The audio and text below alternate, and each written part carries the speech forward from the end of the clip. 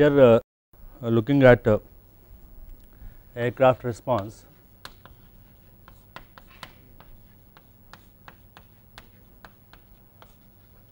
to inputs.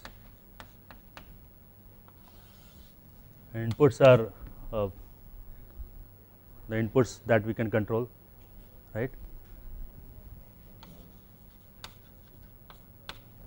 Changing elevator, aileron, rudder, and so on, and inputs that is not in our control, right? External inputs.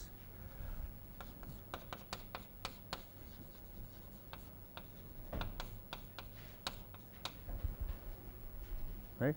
So, we already looked at one simple example where we talked about the response of aircraft in roll to aileron input, right. So, not making things more complicated, we will just stop at that. Now, we will look at aircraft response to external inputs, and these external inputs are coming from the wind, right. Now, wind can have any form which may be known or not known, but what we will discuss here is the form of the wind which is known to us, right. Okay. So, what we are expecting is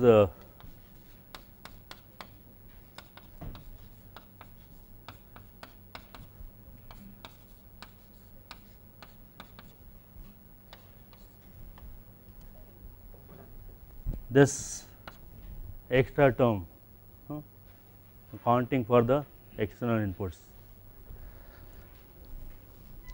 and these inputs are atmospheric inputs.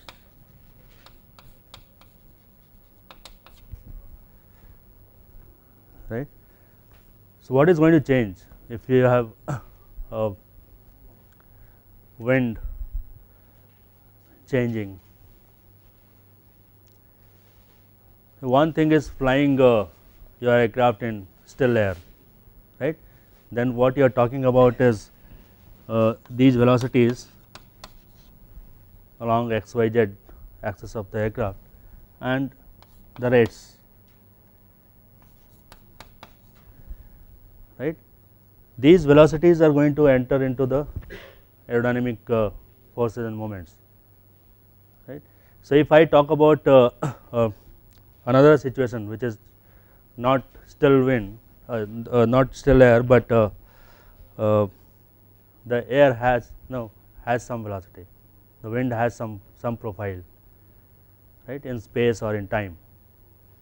Now, that has to be taken into account, right, because aerodynamic forces and moments we calculate based on the relative speed, right, relative wind speed, right. Okay. So, if you assume that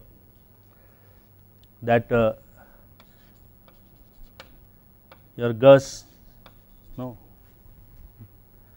gust of wind has some profile, we will denote that speed with this subscript g,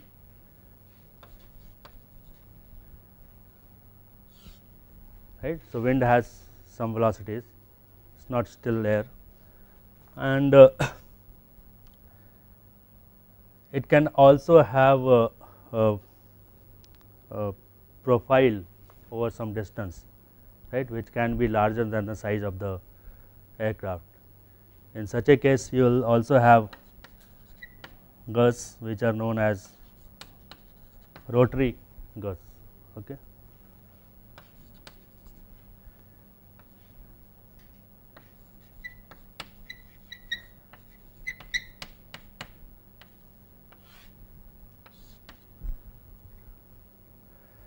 Let us see how we can model the wind into our aircraft equations of motion, right.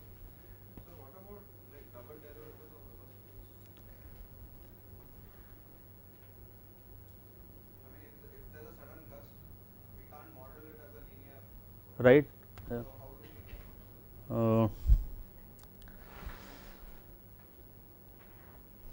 we we will look at that, right. I am going to take this gus as function of time, right. So, that you can differentiate it as many times as you want, right. So, we are going to look at temporal variation and also spatial variation, right, both.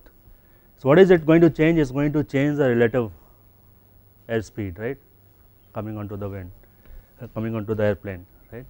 So, if delta u, now I am again talking about the linear motion about an equilibrium state, right. We have this linear model where we are trying to model the wind. So, absolute delta u is now going to be delta u minus u of g, right. So, I am assuming that no, I am putting a minus sign here because this u I am taking in the direction of the x axis, right, this u is in the same direction. So, relative airspeed is low, right, if the wind is in the same direction. Similarly, you can also write other components of velocity. This is what now the aircraft is going to see.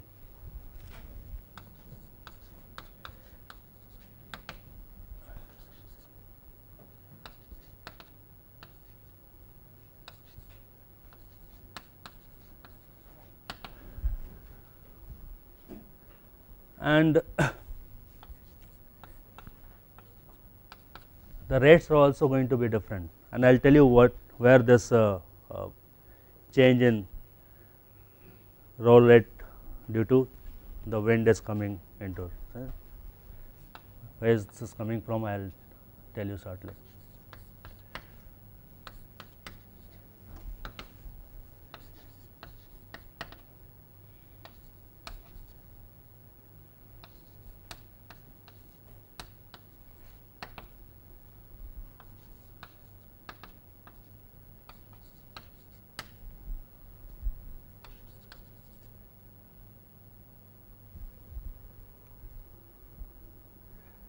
What is it going to change? It is going to change the stability derivatives, right. In here you have the stability derivatives which are playing role in describing the behavior of the aircraft about the equilibrium state, isn't it. So, let us look at how the stability derivatives are going to change.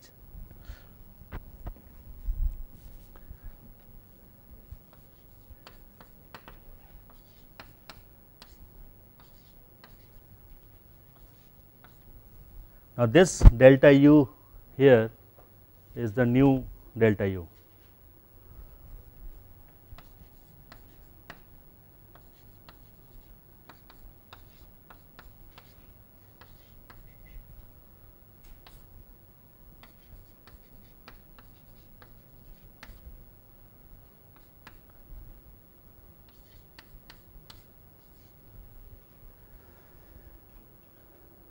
Anything else also which changes this force can be included, right. For example, if you have x changing due to the pitch rate, then you have to include this new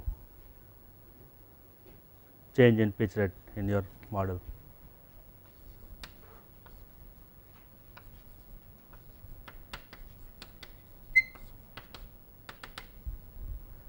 And so on, right. So, this we have to do for every derivative.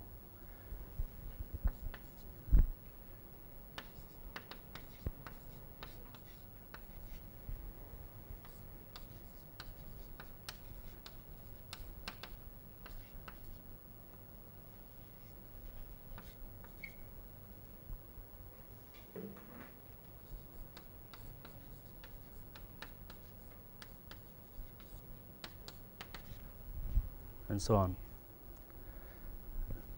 So, you can write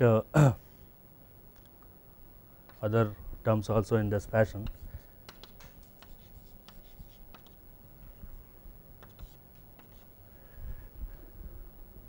Right.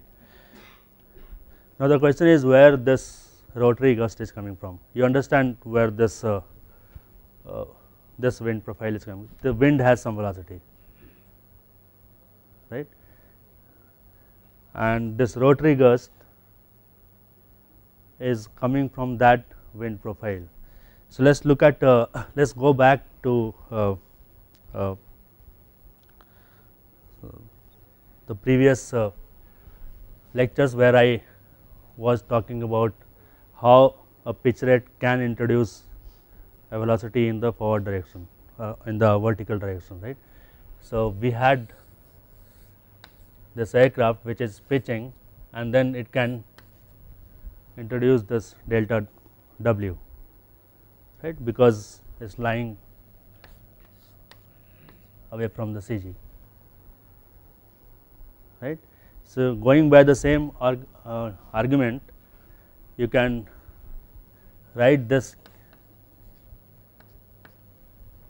QZ as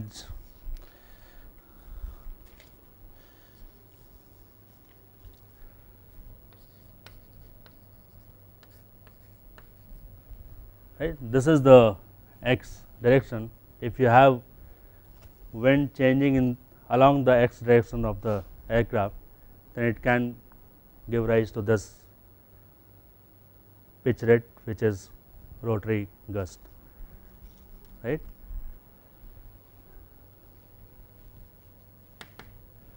Similarly, you can have a wind profile along the span of the wing, right. So changing along y, the vertical gust changing along y, and that can give you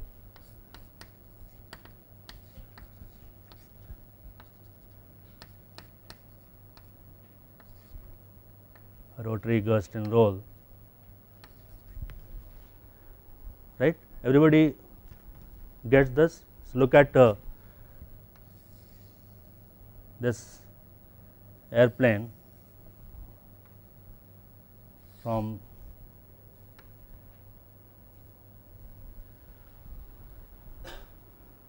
no, you are looking at it from the front, right, and you have a profile which is changing along the span of the wing. So along the span of the wing, this Wg is not a constant, right. If it is constant, then it will not give any roll, right, but if it is some arbitrary profile, is going to give rise to the roll motion, all right. So because of W vertical wind changing along the span of the wing, we get this PG term, right.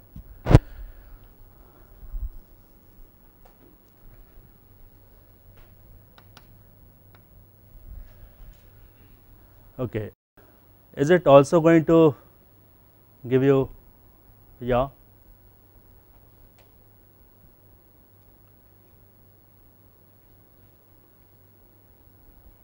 Not really, right. This vertical wind is only going to give you the roll and the pitch.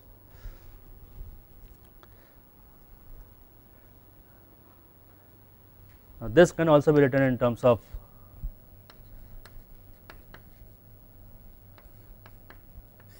now this is what you were talking about, right.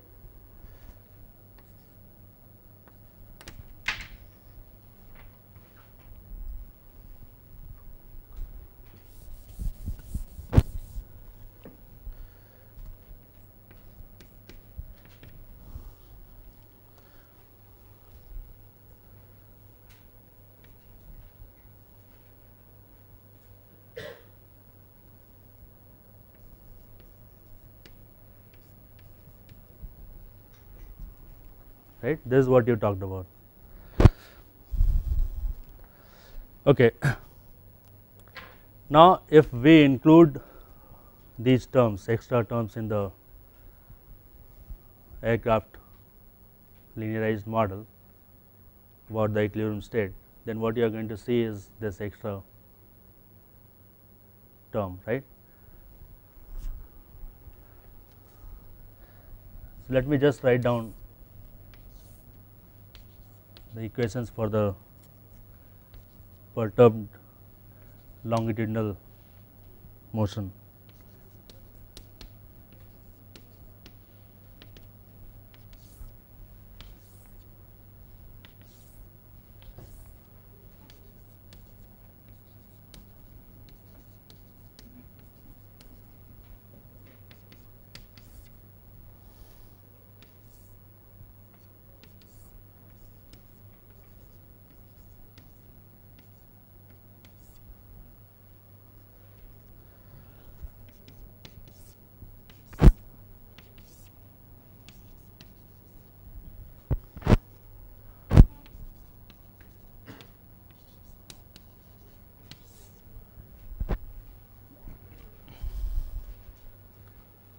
Right. This is what you are going to get after you substitute these derivatives in the original equation.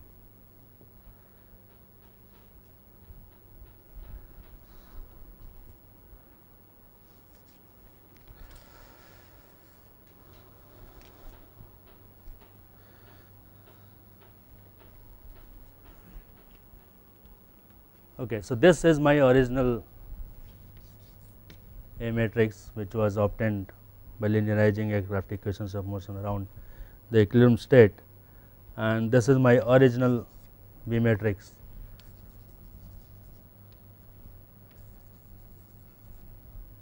And this comes because of the wind.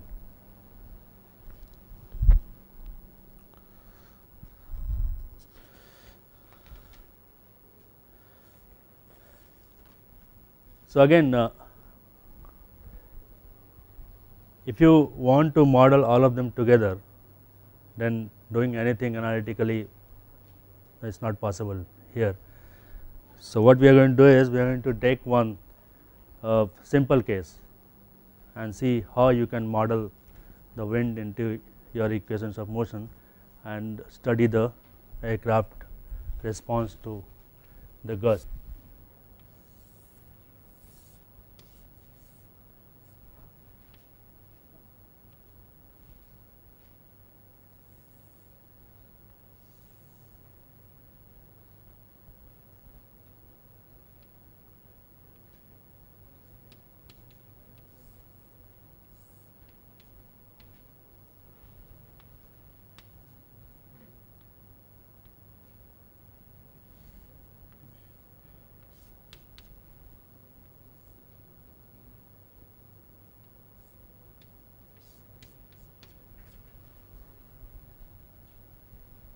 So, let us say we have this model mounted in the wind tunnel, okay, and we are looking at the motion of aircraft only in the z direction. Okay. This is the z direction, and there is some mechanism which allows it to move in the vertical direction, but that is the only degree of freedom it has. Okay. The only degree of freedom. So, this motion is called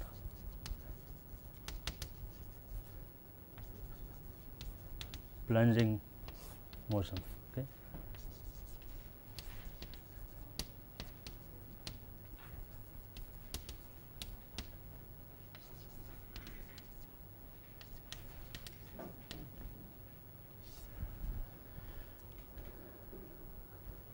The only degree of freedom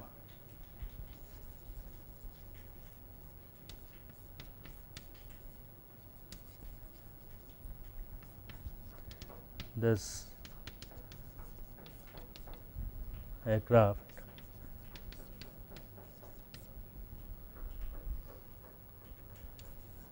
has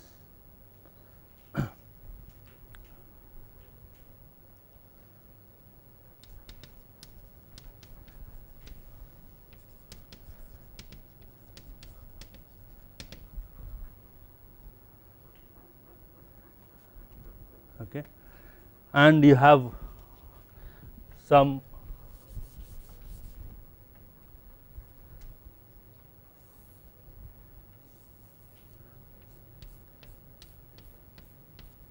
profile which is in the vertical direction.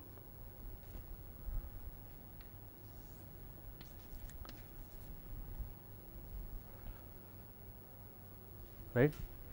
We will look at some cases. To start with, let us assume that this is the case. What is it going to change? It is going to change the angle of attack, right, because this velocity is in the vertical direction.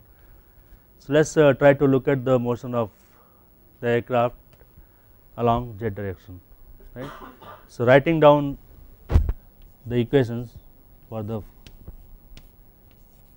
motion S m into d w over dt. This w is the velocity in the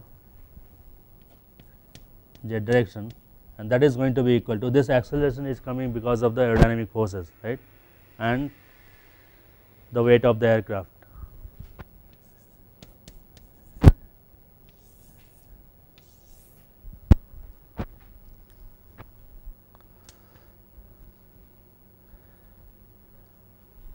Let us also assume that we study the motion, perturbed motion about a steady state condition, which is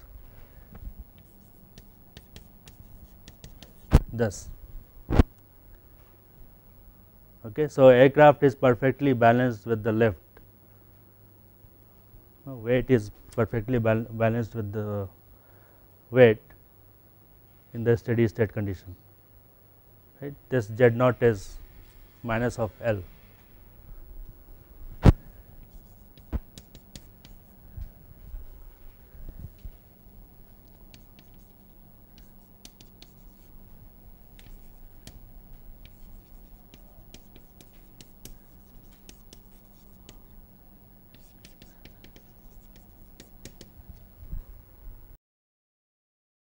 Now, let us take a perturbation from this condition. Okay. So, we will assume that the equilibrium speed, vertical speed is w naught, and then add a delta w to that,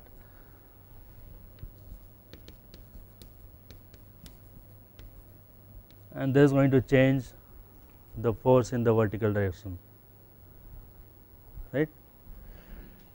This delta w is going to change this force, and that is how you get the motion from the steady state condition.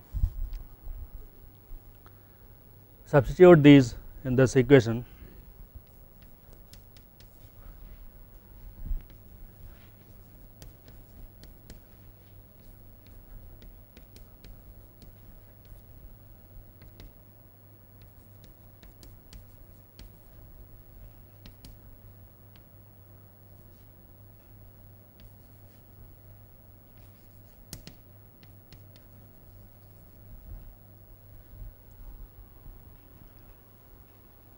Okay, small w's are the vertical speeds, and this capital W is the weight.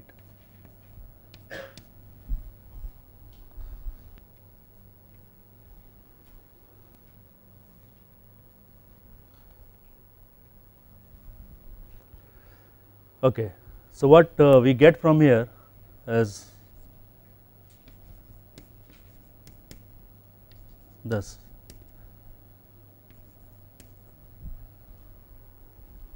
There is the linear model, and I am looking at the linear motion of aircraft around equilibrium condition.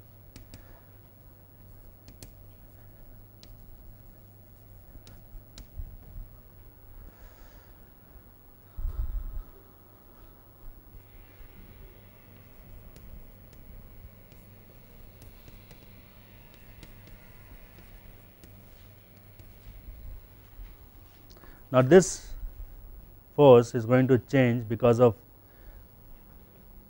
a steady part which is coming from change in angle of attack, and there is another part which is because of change in rate of angle of attack. So, we can write this also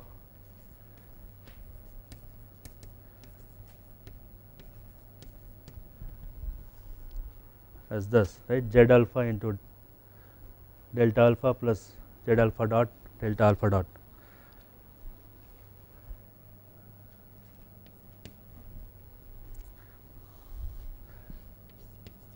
In terms of the coefficients, it is going to look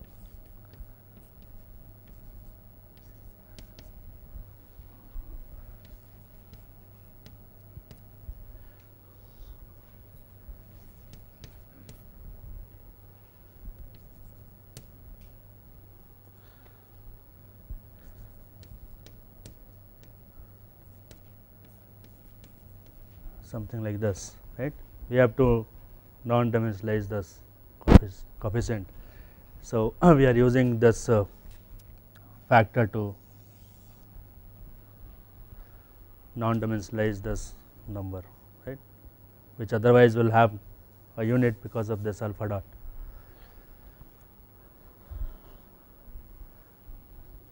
It is also equal to minus of CL alpha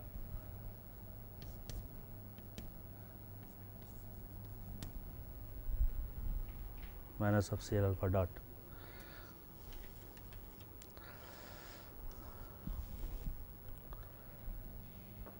Now, what is this delta alpha? Delta alpha is, this delta alpha is absolute delta alpha, right. So, how we are going to write it in terms of including the gust. So, that delta alpha is delta alpha relative, which is equal to delta alpha earlier and including the alpha coming from the gust.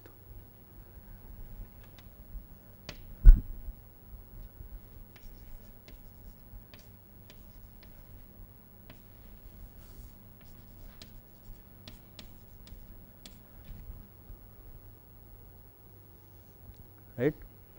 This is how we have written small angles of attack in terms of the vertical velocity. Okay, so now go back to that equation and assume that this term is small, so that we can further reduce our model to a simpler one.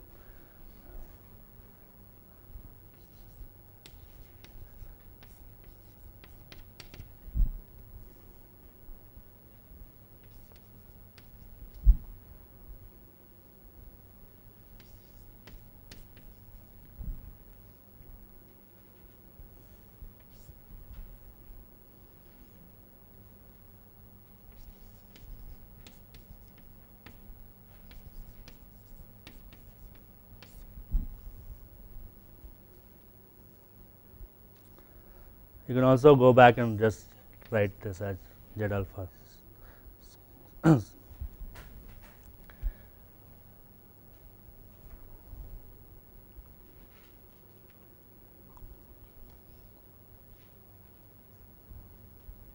what you have is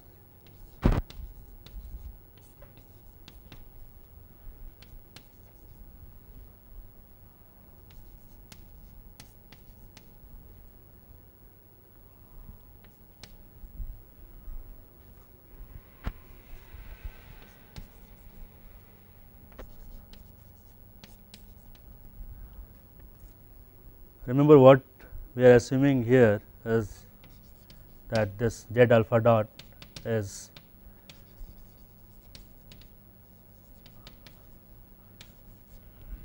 negligibly small and we can ignore the second term.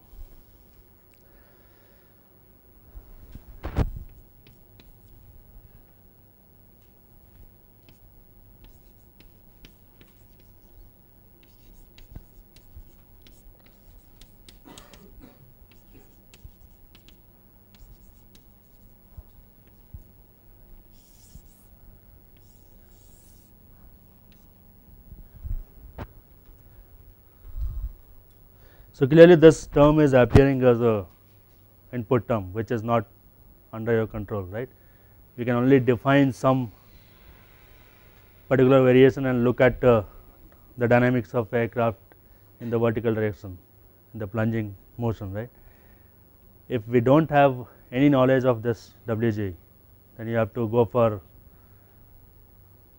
example turbulent models, you have to go for higher level mathematical techniques to find out the response. But here we will look at some simpler models for this wind and see the response of aircraft to that gust. So, call this this is like a time constant, right. If you set this equal to 0, this is giving you the free response, right. Wg here is appearing as an input, which is almost same as the control input, in case you have the knowledge of this, right. It is acting as an input. So, call this tau, which is the time constant of the motion,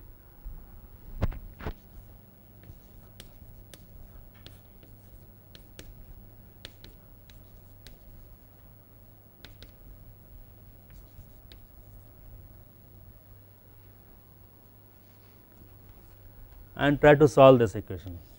We already solved one such equation in the last class. So, we used what is known as Laplace transform technique. We will apply that to this problem as well.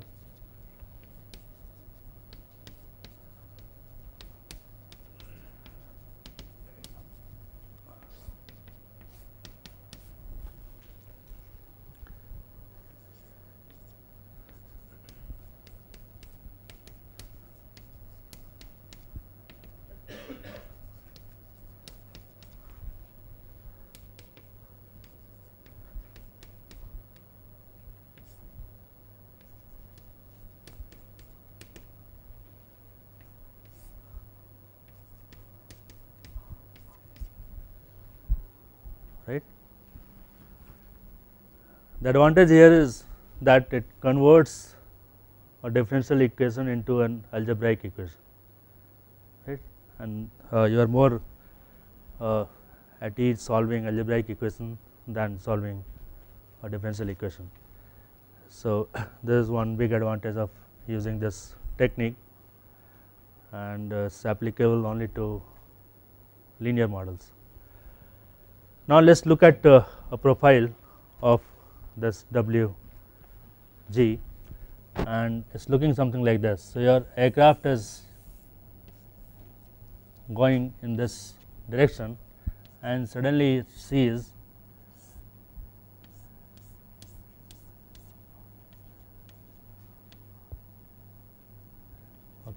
wind in the vertical direction. Okay.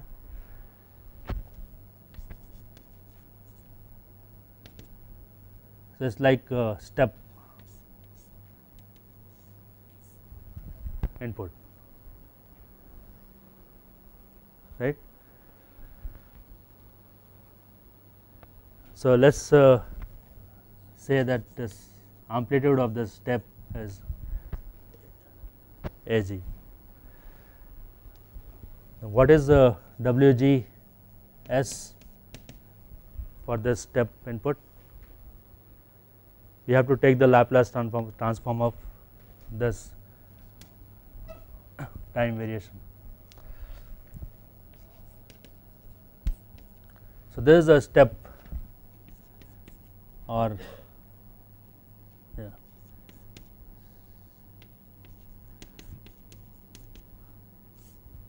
so vertical gust uniform, it is just going to look like a step input, and unit step input, if you take the Laplace transform of that, it is 1 over s multiplied by this amplitude.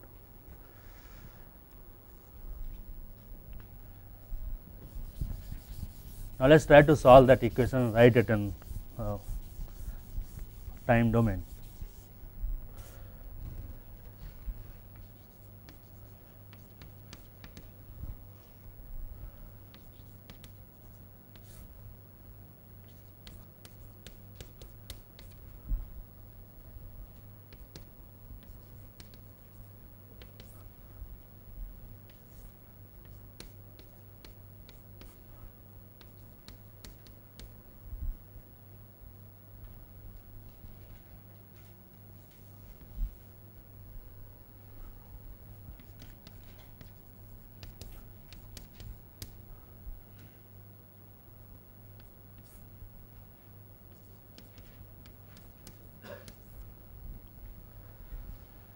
Okay, so take inverse Laplace transform of this now, and you have found your solution in time domain.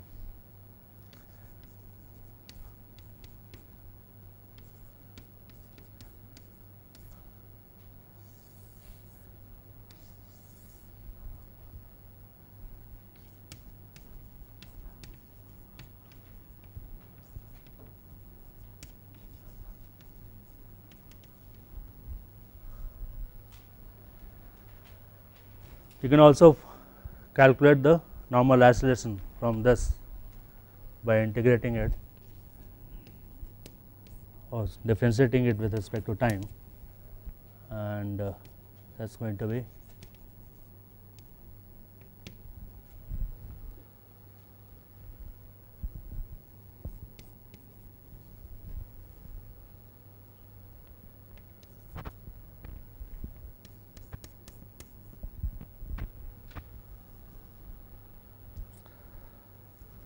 right. That is the normal acceleration of the aircraft because of the gust.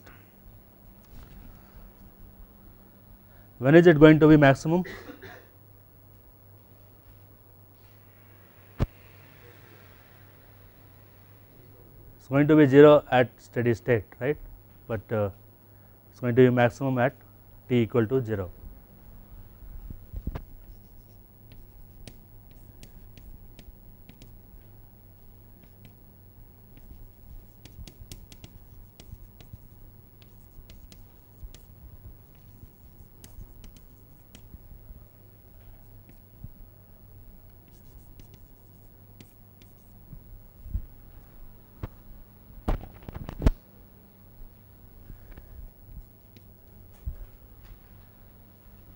This tau,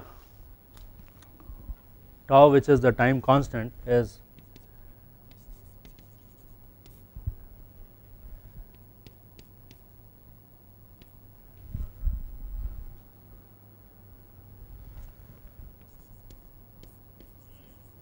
this, right.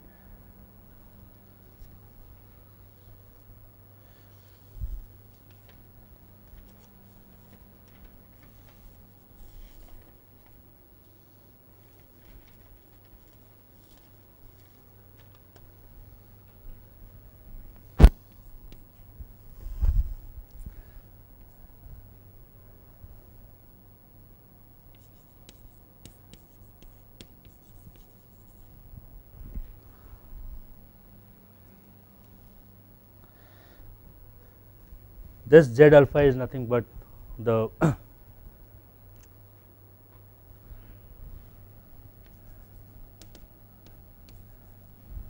minus of L alpha, right. Z is in the negative direction, or Z is this direction is the vertically down is the positive direction, right.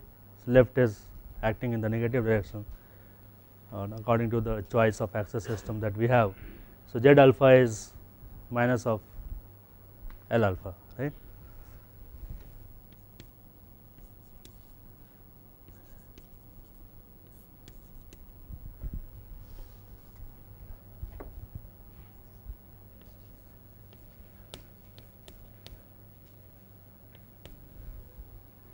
So, let us expand that. So, Q S to C L alpha over u naught into the amplitude of the gust.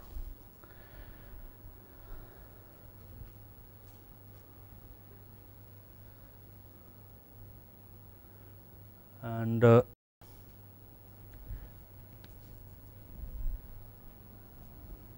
is one M also here.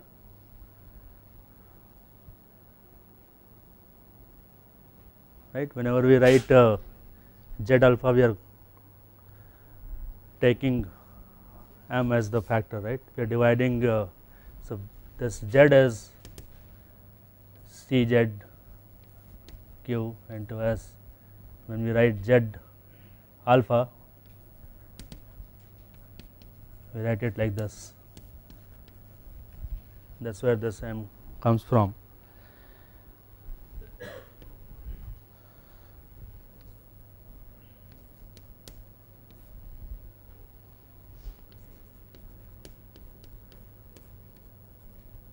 So, we can find out the relative magnitude of this acceleration with respect to g.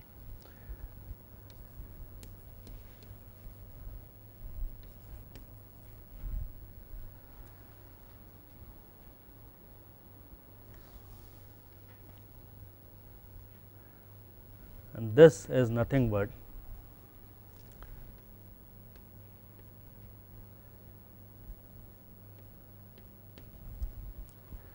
delta L over W. Okay. Can you see that? So, if you just balance these two, what you are going to get is m into delta W dot, and that is coming from the change in lift, right. So, corresponding to this, the load factor, there is a change in load factor which is delta n, right. L over W is the load factor, and the change in lift is going to cause a change in the load factor, which is giving the acceleration. Okay. So, this load factor is going to be a function of change in load factor is a function of CL alpha. I am expanding this Q, which is half rho u naught squared.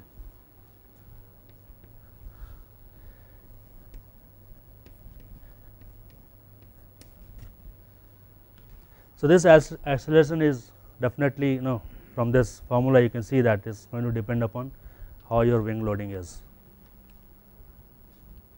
right. High wing loading means low acceleration because of the vertical gust, right. Low wing loading, high acceleration at any particular speed. This is the equilibrium speed, right, forward velocity. It is going to depend upon what is the wing loading. Where do you see the wing loading low? Which aircraft will have low wing loading?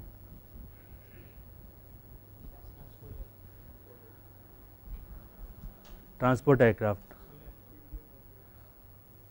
Aircraft which needs short takeoff and landing requirements, they are usually having low wing loading, right.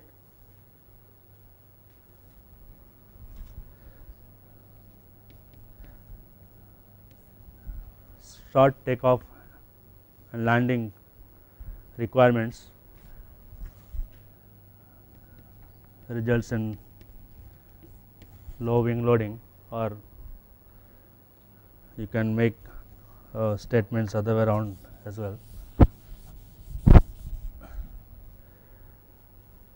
right. So, in such a case you are going to see larger acceleration because of the wind.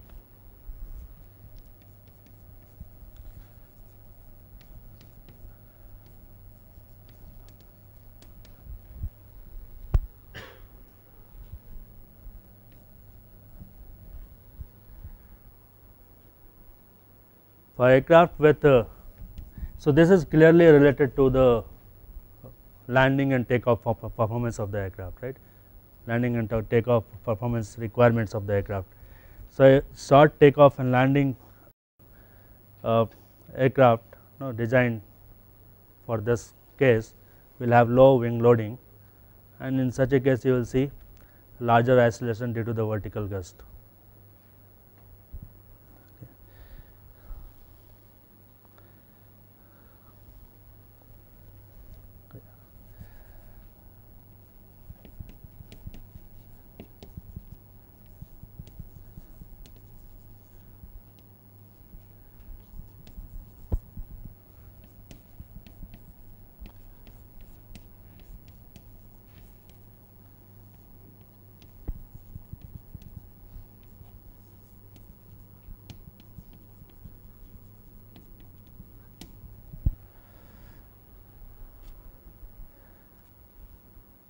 So, this is one useful inference we can make from this analysis, and this is for a very simple case when you are only looking at the plunging motion, right.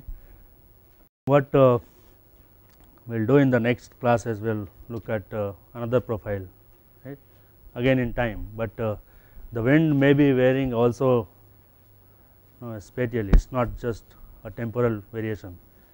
So, how you are going to model that is in your aircraft equations is also something that we will talk about in the next class.